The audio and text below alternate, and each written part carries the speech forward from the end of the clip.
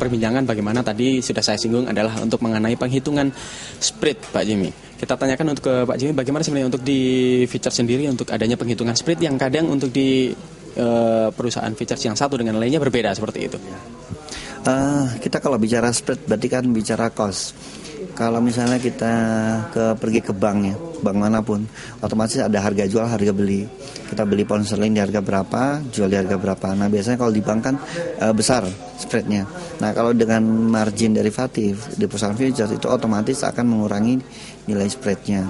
Nah perbedaan spread di antara perusahaan itu tergantung cara throwingnya. Jadi kalau misalnya kita berbicara throwing dengan langsung ya dengan market internasional, otomatis spread akan semakin kecil, semakin tipis. Nah kalau di Monex sendiri kita mengakomodasi floating spread. Jadi berapapun harga spread di market kita akan ikut. Nah semakin fluktuatif dan semakin banyak ya buyer dan seller, otomatis spread akan semakin kecil, akan semakin kompetitif dia. Dan saya pikir nasabah akan semakin diuntungkan dengan spread yang kecil tersebut. Otomatis cost-nya akan semakin kecil, BEP akan semakin kecil, apalagi ditambah dengan kita kalau di Monex kan komisi juga kecil. Jadi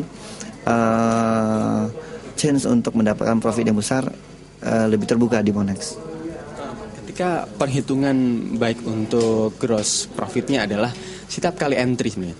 Ketika nasabah untuk entry tapi tidak melakukan trading buy ataupun sell, di hold, ditahan, bagaimana kira-kira untuk perhitungan spread apakah juga masih berlaku? Apakah itu juga berjalan begitu?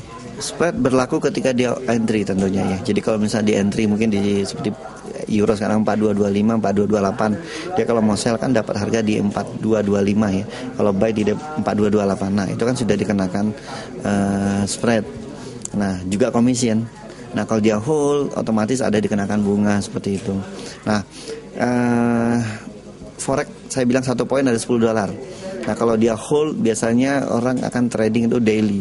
Daily targetnya adalah 20 sampai 30 poin dalam sekali entry.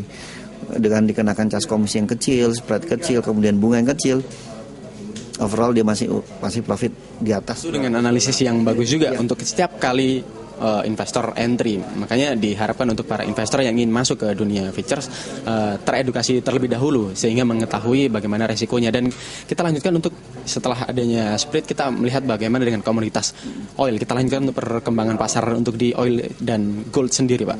Untuk outlooknya bagaimana sih?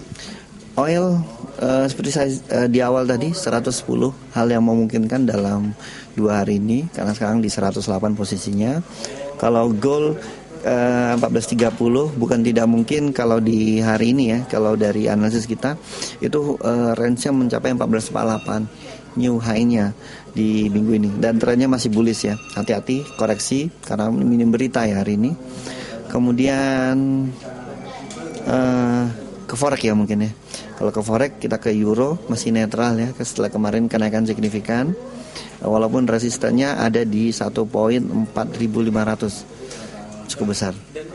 Nasabah kira-kira bagaimana dengan nasabah yang selama ini bermain di forex? Apakah ketika melihat perkembangan pasar menarik di komoditas, apakah sang nasabah juga bisa langsung berpindah sebenarnya untuk nilai kontrak dan untuk perjanjian seperti apa sebenarnya untuk di futures sendiri? Ini untuk informasi pemirsa ya, sekali lagi untuk tidak semuanya pemirsa juga mengerti seperti itu. Kalau dia bertransaksi dari mata uang forex, kalau dia ingin bertransaksi emas atau loko ya, itu bisa langsung. Jadi karena di platform kita itu menyediakan trading tools yang langsung. Jadi kalau dia begitu melihat euro stock, dia akan bisa langsung ke emas ya untuk beli atau jual. Jadi langsung tidak ada harus melakukan pindah platform kontrak kembali, tidak. Jadi satu platform satu kontrak. Kita lanjutkan untuk di forex untuk terutama di euro dan pound sterling tadi seperti bagaimana Pak? Oke, euro tadi neutral ya, walaupun resistannya di 4500. Kemudian kita ke pound sterling yang bearish. Saya tadi bilang koreksi. Nah hati-hati di support level di 5750. Nah ini kritis sekali ya. Jadi investor harap mungkin hari ini no trade lah ya karena minim berita. Kemudian untuk yen sendiri bullish dan resistannya di 86.30. Overall di Senin ini mungkin hati-hati saja bagi investor, mungkin harus baca banyak fundamental, wait and see lah, mungkin besok lah baru bisa entry market ya saya pikir untuk lebih safe. Terima kasih banyak Pak Jimmy. Tentu kita harapkan juga informasi dari Pak Jimmy akan sangat bermanfaat bagi pemirsa, baik pemirsa yang ingin kemudian setelah menonton tayangan ini ingin masuk untuk ke dunia features kita, akan begitu juga tentunya dengan analisis dan yang kita harapkan dapat bermanfaat. Ini akan sangat menunjang untuk perspektivitas di dunia feature sendiri. Dan itu tadi perbincangan saya dengan Pak Jimmy, semoga bermanfaat bagi Anda. Saya Nofrisal Wahyu dan kru yang bertugas hari ini undur diri. Sampai jumpa pemirsa, tetap di Real Market di episode berikutnya.